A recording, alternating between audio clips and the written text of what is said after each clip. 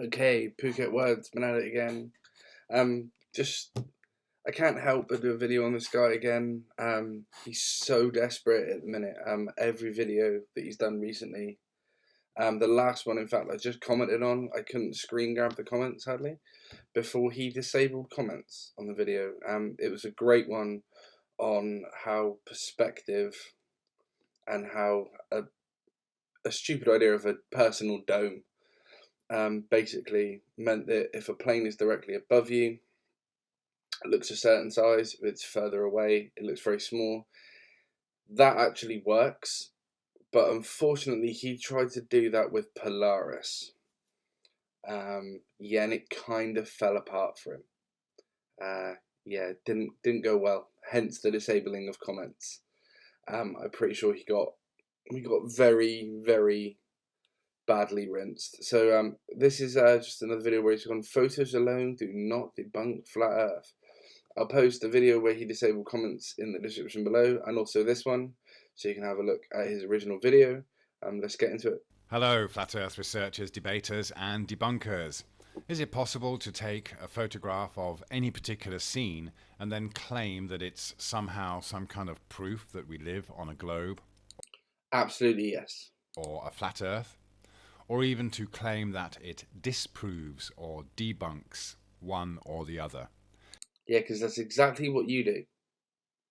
It is absolutely true there are certain elements that will differ from between photos, but there is so much proof, photographic and video proof, that the world is not flat.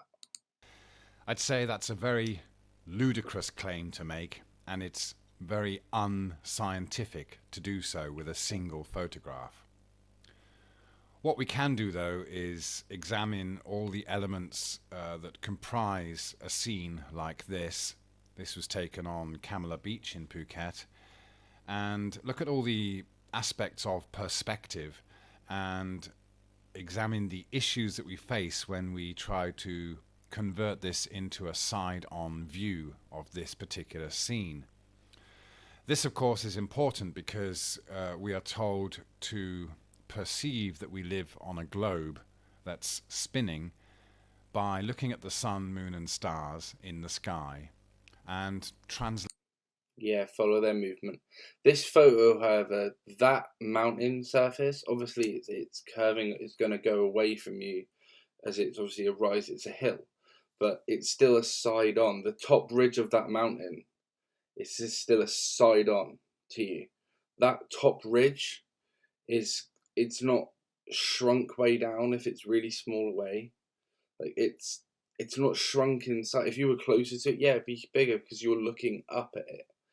He's not really doing very well already, and we're a minute in. translate that or convert that into this side-on view of us being on a globe.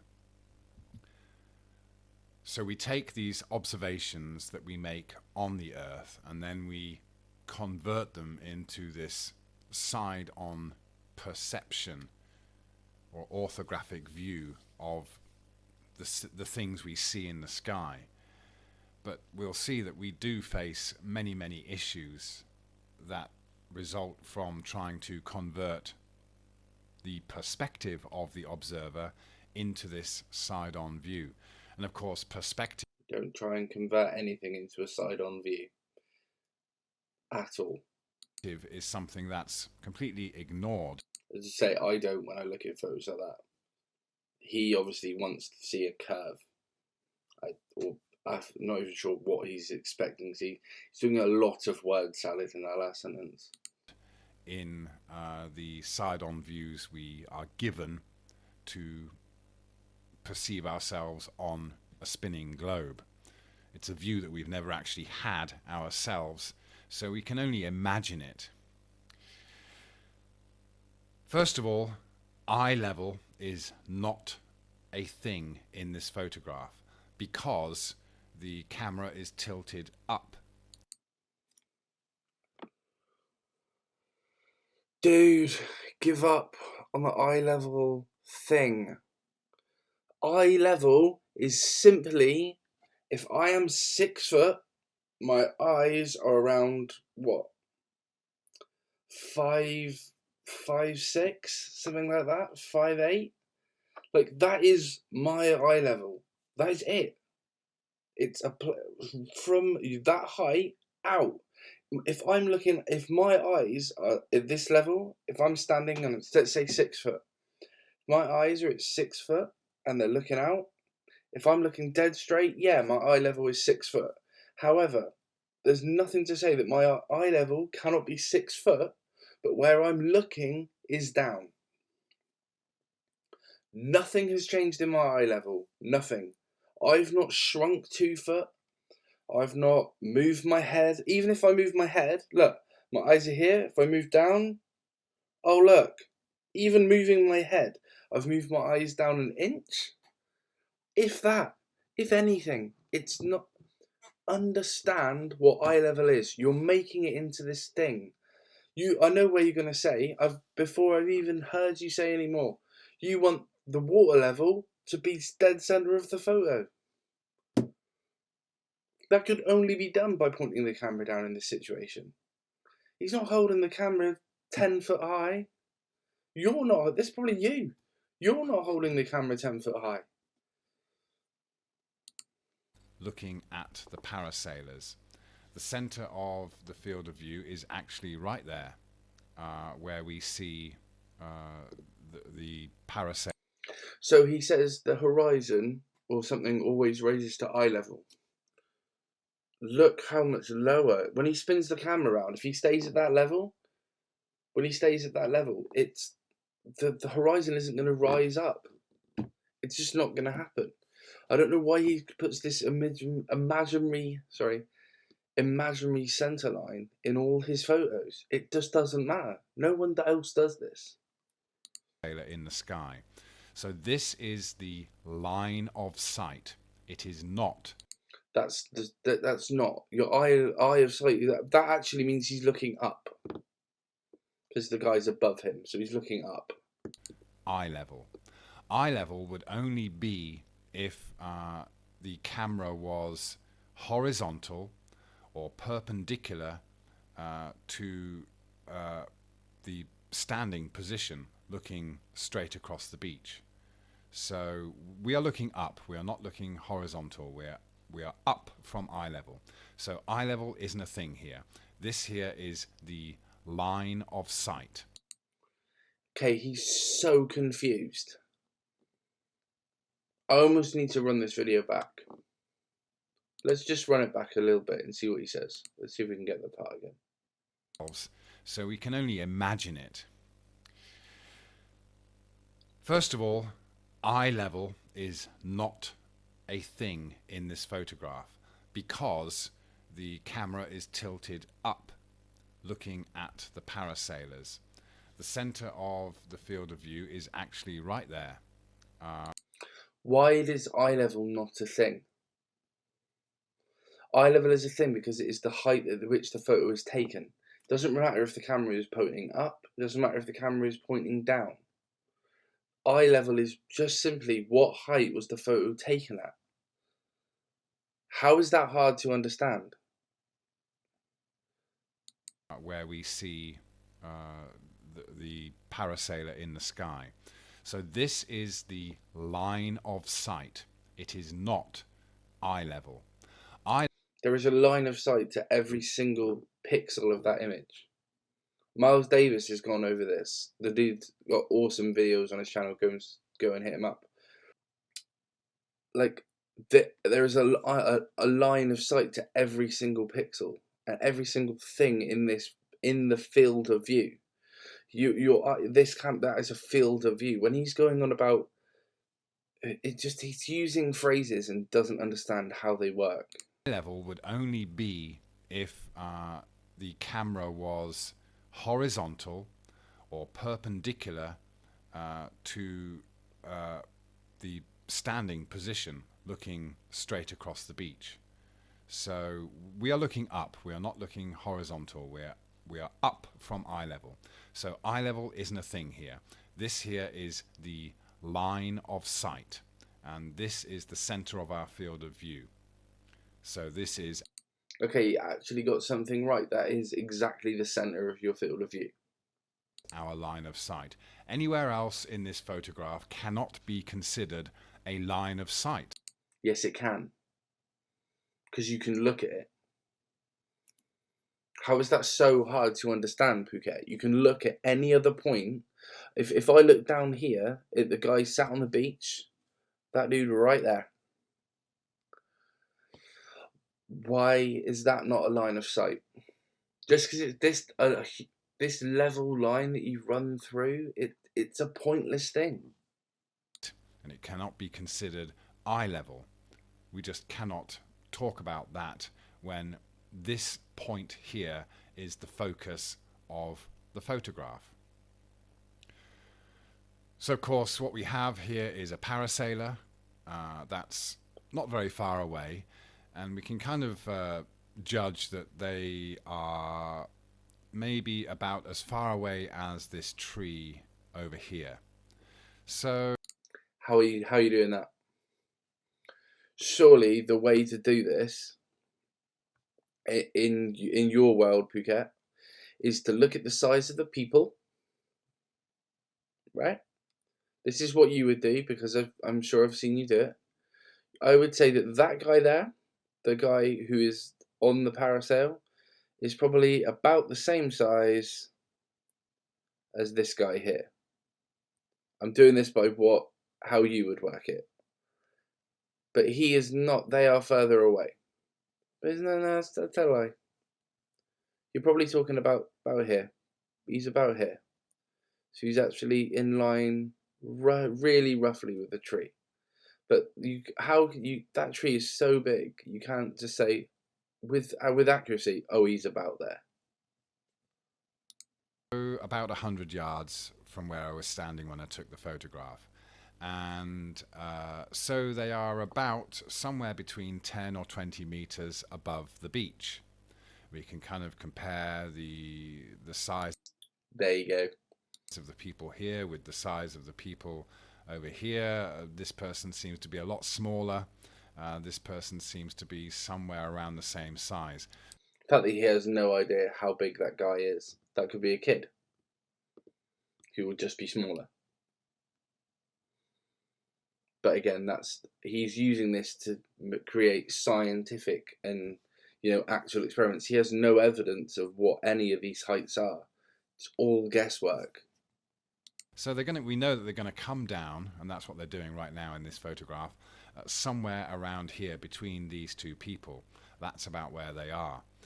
So of course they're much closer than this hillside here, but of course we know that hillside is much, much higher than the people on the parasailer.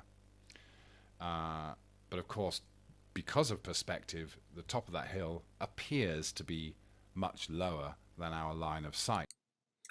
Okay. I want you to go up on the hill and take a picture down, or go up on a hill, go up higher here. The higher you get, the closer these things will even out. You can't just say because they're higher than that, your perspective is working. It is perspective, but it's a very bad representation. Here. If you look on Google Earth, the top of this hill is about 2 kilometers from where I'm standing, and there isn't any information about how high this hill actually is, but I can assure you it is much, much higher than the 10 to 20 meters that we see here for the parasailers or the trees. It just is a lot lower in our field of view because of perspective. The same. He would seriously be better off using these flat blocks if he wants to prove perspective. If they were right next to you, they'd be huge. But they're over there, they're a lot smaller, they're further away from your observation height. Thing applies to the clouds in the distance, which appear to be much, much lower than the top of the hill. But in reality, they are physically much, much higher in the sky. They're just further away. So these are all elements of perspective that we have to take into consideration.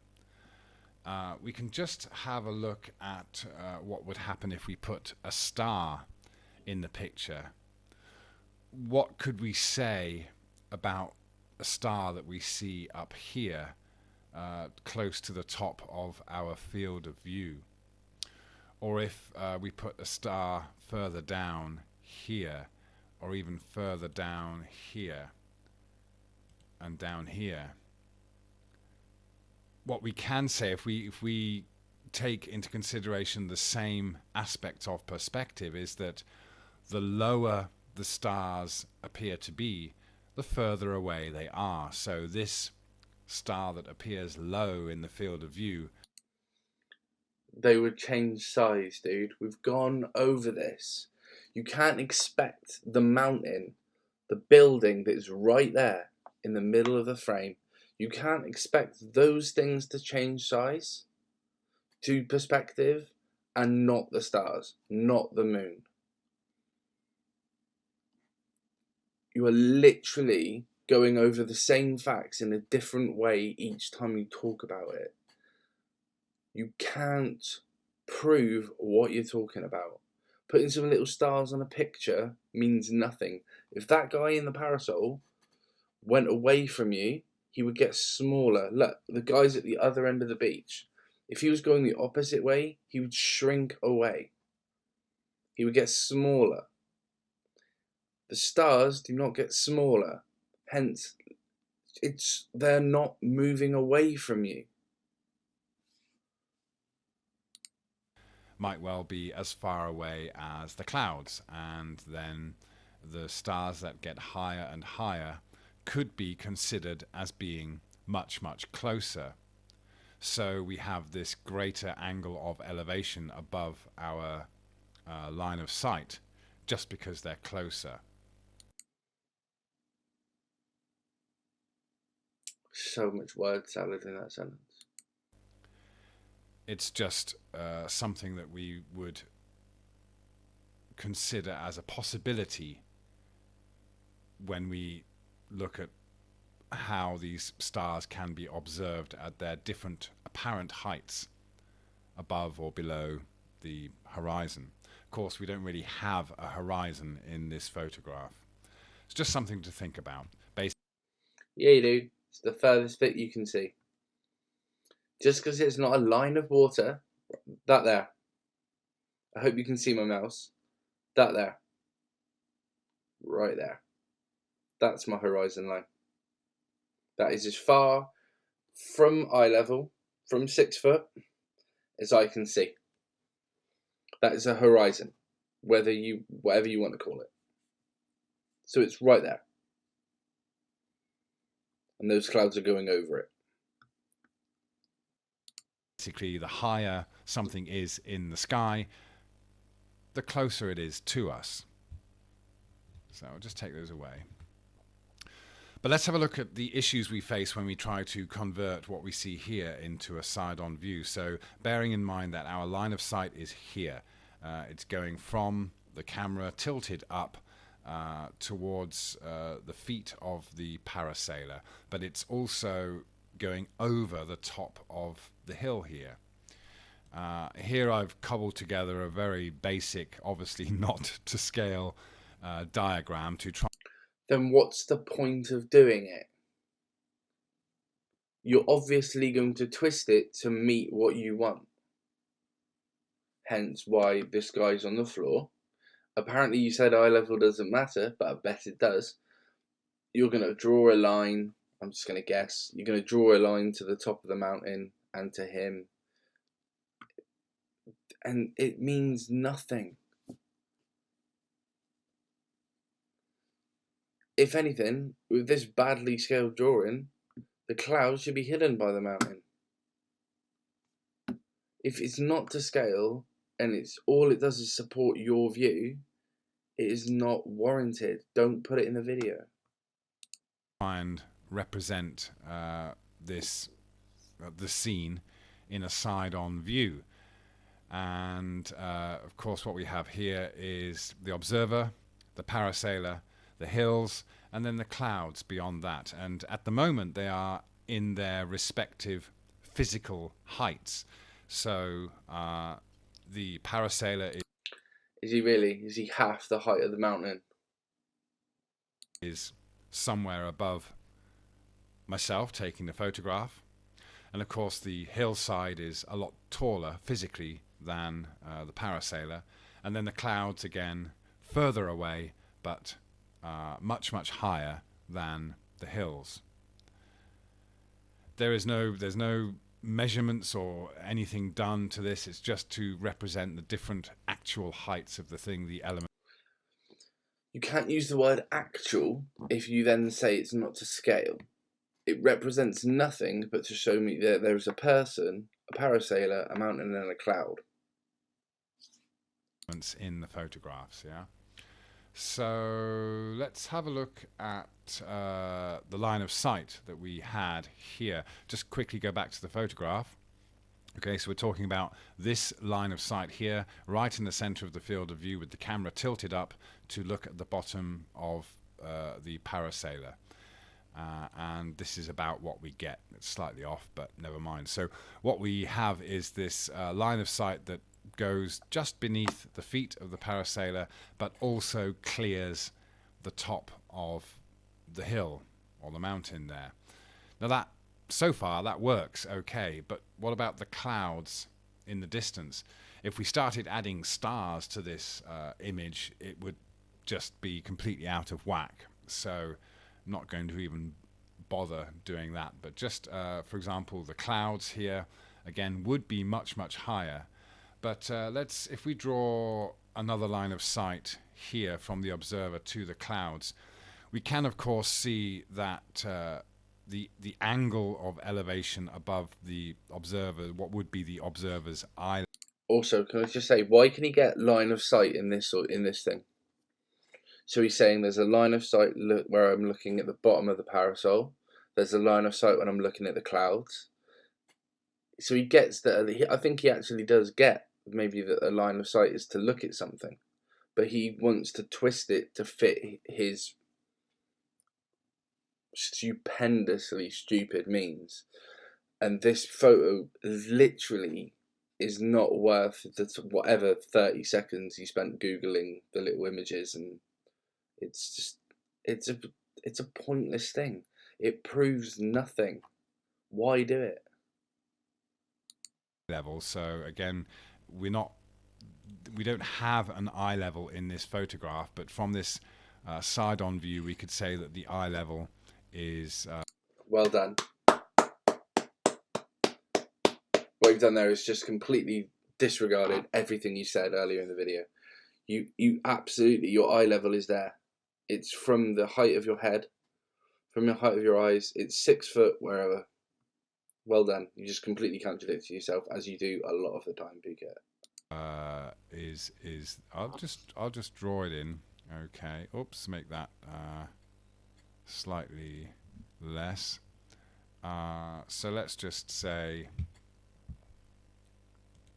that yellow line is the observer's eye level. So the angle at which we see the clouds compared to the angle at which the line of sight is going below the feet of the parasailer and above the top of the hill is of course lower, and it comes further down towards the eye level. But it is nowhere near the line of sight that we'd have to see these clouds off in the distance. They are further away, and so the line of sight to them from this position is much, much lower. And we really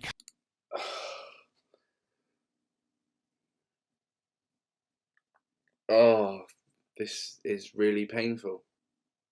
We're going to start having some real issues when we start trying to do that. I mean, if we try to actually represent where the clouds appear to be for the observer, they're somewhere down here, very close to the observer's horizon.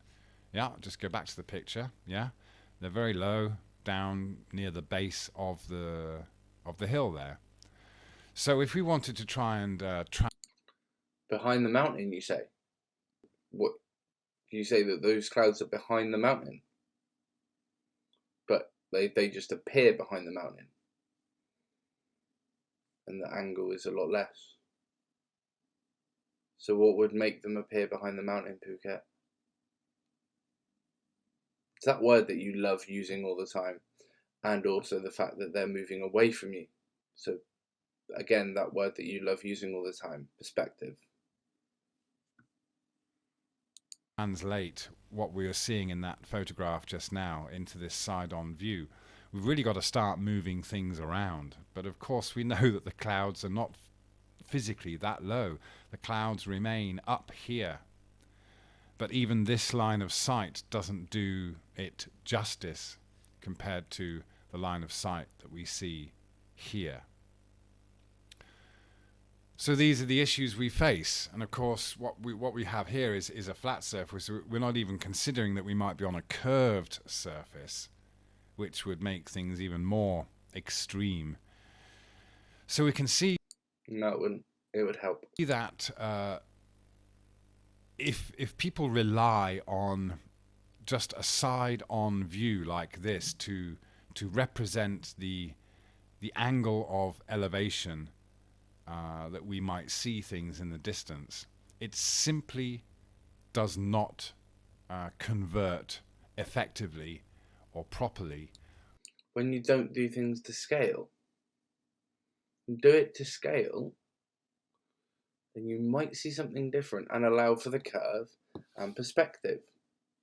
You will see something very different, my friend. Even scientifically, what we actually see in our... So from saying that you can't prove anything with one photo, you're just constantly doing it with one photo. Again, really good job. Dome of perspective, as it were. Yeah. So really, this is it. Just highlights the difficulties that you have with science and understanding basic stuff we have in any photograph that we take. It's not just about our height or our line of sight, but it's about every other element in the photograph and how it relates to us and all the other elements in the photograph. It is near on impossible to convert such a scene into a side-on view with the same... If that cloud was closer to him, where would it be? Where would it be, Phuket? It would be right above your head. Literally, you are contradicting your last video with this video. Well done. I think I might have had enough of what he's going to do. Should we just skip through? Angles of elevation. You say that Polaris on a flat Earth is impossible because we would get this kind of effect. Where is Polaris? Polaris is seen at a height angle.